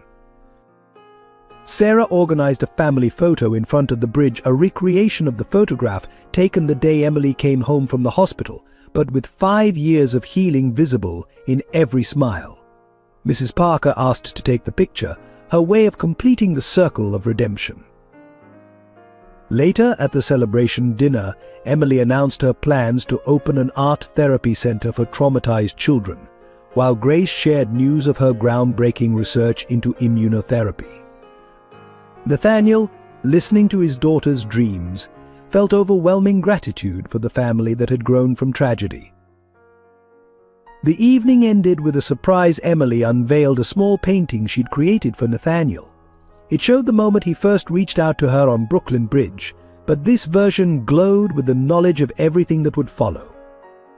Below, She'd written simply to the father who taught us that love is a choice we make every day. As the summer sunset painted New Haven's sky in colors Emily would later capture on canvas, the extended Hayes family stood together, birth parents and chosen parents, sisters and grandmothers, all connected by choices made in love rather than obligation. Their story, beginning on a desperate night on Brooklyn Bridge, had become a testament to the healing power of unconditional love. Emily's graduation became not just a celebration of academic achievement, but a marker of their collective journey from brokenness to wholeness, from despair to hope, from strangers to family. In the end, they had all graduated from fear to trust, from pain to healing, from survival to living. If this story of family, healing, and unconditional love has touched your heart, we'd love to hear your thoughts in the comments below. What moment resonated with you most? Have you experienced the transformative power of chosen family in your own life? Support our team by subscribing to the channel for more powerful stories that celebrate the human spirit. Every subscription helps us continue sharing tales that remind us of love's ability to overcome any obstacle. Don't forget to hit the like button and share this video with family and friends who might need a reminder that hope can be found in the darkest moments. Your engagement helps these stories reach those who need them most.